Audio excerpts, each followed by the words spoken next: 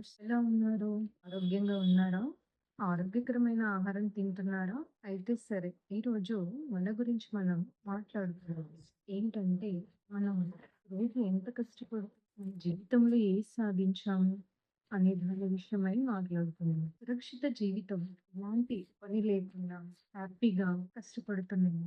3 పూటలా తింటూ, శరీరాన్ని సుఖపెడుతూ, ఒళ్ళు వంచకుండా కాలం గడిపే బద్ధక జీవులకు సృజనాత్మకమైన విభిన్నమైన ఆలోచనలు రమ్మన్నా రావు. సురక్షితమైన పరిధి అంటే చాలా మందికి తెలియదు. అందులోనే ఉంటారు. అక్కడే బతుకుతుంటారు. కాలు తీసి బయట పెట్టరు. ఆలోచనలో ఉన్న వేగం ఆచరణలో ఉండదు. పాముకు పుట్ట సురక్షితం, పిట్టకి గూడు సురక్షితం. అలాంటి పరిధుల్లో ఉన్న మనుషులు కూడా అంతే. వాటిని వదిలి రారు. జీవితంలో ఏదైనా సాధించాలి అంటే సాధ్యమైనంత త్వరగా కంఫర్ట్ జోన్ నుంచి బయటపడే మార్గం వెతుక్కోవాలి.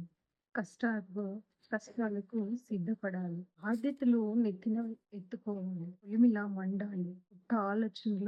కొత్త ఆలోచనలకు పుటం పెట్టాలి. మండుతున్న బంగారంలా ప్రకాశించాలి. సురక్షితంగా గుబుల్లో కూర్చొని ఉండలేము. విజయం సురక్షితమైన పరిధిలో జీవించడానికి మనిషి భూమి మీదకు రాలేదు.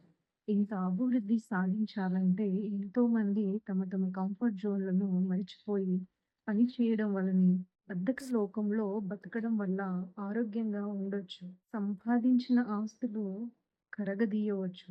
ఏమి నేర్చుకోకుండా, ఏమి సాధించకుండా ఎక్కడ వేసిన గొంగలి అక్కడే ఉండిపోవచ్చు కూడా.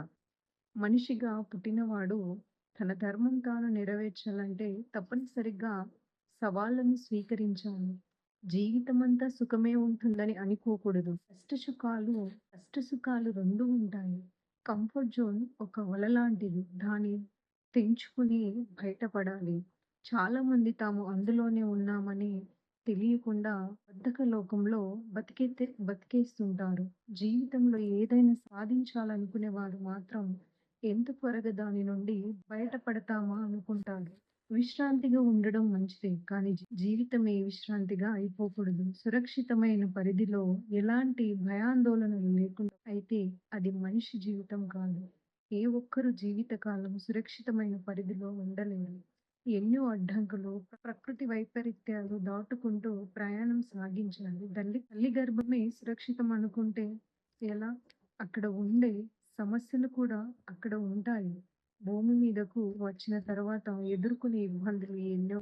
మానవ జీవితం యుద్ధం లాంటిది. ప్రతి క్షణం లోపల, బయట పోరాటాలు సాగుతూ ఉంటాయి. భద్రమైన పరిధిని దాటి ఎంత దూరమైనా వెళ్ళడానికి సిద్ధపడాలి.